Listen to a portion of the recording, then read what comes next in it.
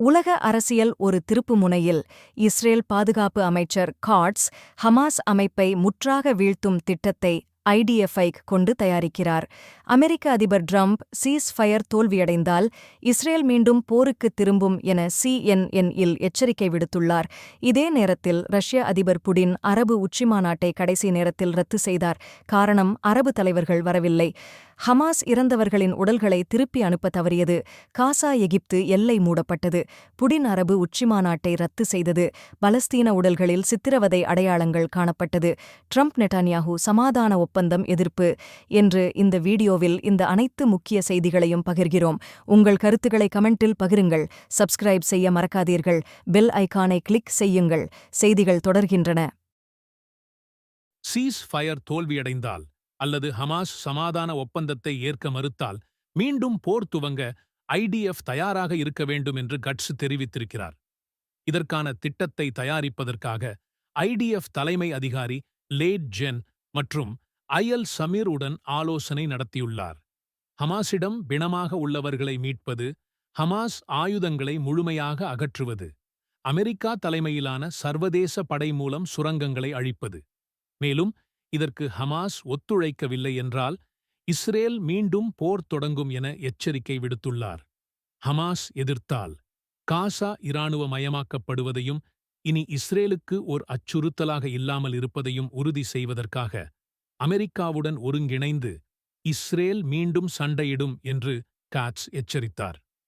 இது இப்படி இருக்க, புதன்கிழமை இரவு செஞ்சிலுவைச் சங்கத்திடம் மேலும் 2 உடல்கள் ஒப்படைக்கப்பட்டதைத் தொடர்ந்து எங்களால் அணுக முடிந்த அனைத்து பணயக் கைதிகளின் உடல்களும் இப்போது இஸ்ரேலிடம் திருப்பி அனுப்பப்பட்டுள்ளதாக ஹமாஸ் அறிவித்துள்ளது. போர் நிறுத்த ஒப்பந்தத்தின்படி திங்கட்கிழமைக்குள் 28 உடல்கள் திருப்பி அனுப்பப்பட்டிருக்க வேண்டிய போதிலும் இதுவரை மொத்தம் 9 உடல்கள் மட்டுமே திருப்பி அனுப்பப்பட்டுள்ளன. இது தொடர்பான தற்போதைய முக்கிய முன்னேற்றங்களில் இறந்தவர்களை தேடுதல் தொடர்பான குறிப்பிடத்தக்க முயற்சிகள் இல்லாமல் மீதமுள்ள 19 உடல்களை மீட்டெடுக்க முடியாது என்று ஹமாஸ் கூறுகிறது. காசாவின் சில பகுதிகளை அணுக முடியாத சூழ்நிலை இருப்பதாலும், இஸ்ரேலிய இராணுவ நடவடிக்கைகளால் காசா கட்டமைப்பு சேதமடைந்திருப்பதாலும், இறந்தவர்களை கண்டுபிடிக்க சிறப்பு உபகரணங்கள் தேவைப்படும் நிலை இருப்பதாலும் தேடல் பணிகள் தொய்வடைந்திருப்பதாக ஹமாஸ் தெரிவித்துள்ளது. சமீபத்தில் இஸ்ரேலிடம் உடல்களை ஒப்படைத்தபோது 4 சவப்பெட்டிகள் இருந்தன. ஆனால் அதில் 1 அறியப்பட்ட எந்த பணய கைதிகளுடனும் பொருந்தவில்லை. இது இறந்தவர்களை அடையாளம் காண முடியாத நிலையையும் மற்ற உடல்கள் எந்த நிலையில் உள்ளன என்பதை குறித்த கவலைகளை எழுப்பியுள்ளதாக கூறப்படுகிறது. மனிதாபிமான உதவியை தாமதப்படுத்துவதன் மூலமும் ரஃபா எல்லையை கடக்க அனுமதிக்காமல் மூடி வைத்திருப்பதன் மூலமும் ஹமாஸ் தனது வாக்குறுதிகளை நிறைவேற்ற இஸ்ரேல் தற்போது அழுத்தம் கொடுத்து வருகிறது. இந்த காரணங்களால் காசா மற்றும் இஸ்ரேலுக்கான போர் நிறுத்தம் கேள்விக்குறியாகியுள்ளது.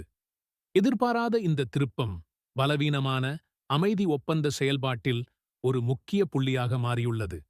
அனைத்து இஸ்ரேலிய உடல்களையும் திருப்பி அனுப்பத் தவறினால் மீண்டும் இராணுவ தாக்குதலைத் தொடங்குவோம் என்று இஸ்ரேலிய அதிகாரிகள் தெரிவித்துள்ளனர். போர் நிறுத்தம் முறிந்தால் ஹமாஸை தோற்கடிக்க ஒரு விரிவான திட்டத்தை தயாரிக்குமாறு பாதுகாப்பு அமைச்சர் இஸ்ரேல் கட்ஸ் ஏற்கனவே ஐடிஎஃப்ஐ கேட்டுக்கொண்டுள்ளார் என்பது குறிப்பிடத்தக்கது.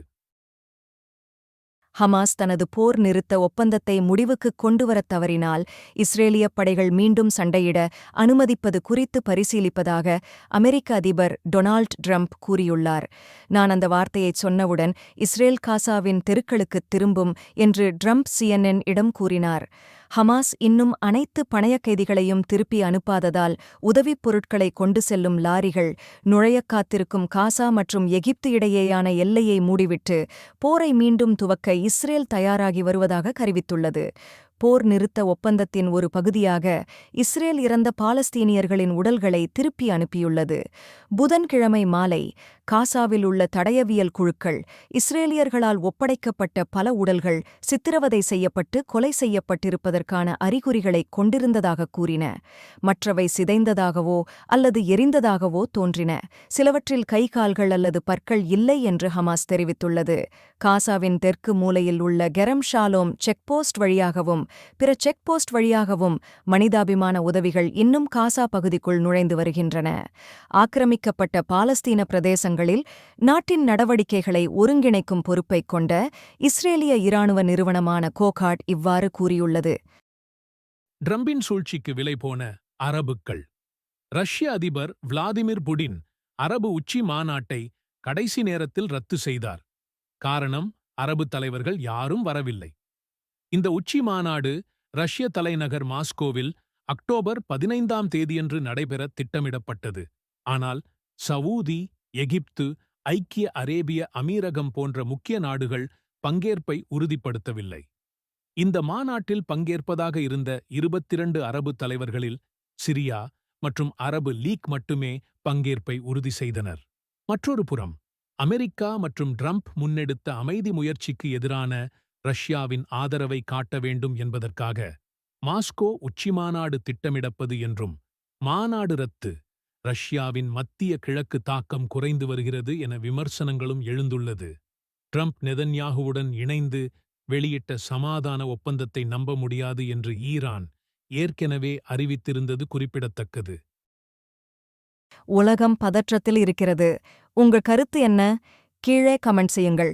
லைக், ஷேர், சப்ஸ்கிரைப் செய்யுங்கள். உங்கள் ஆதரவே எங்கள் பலம். நன்றி.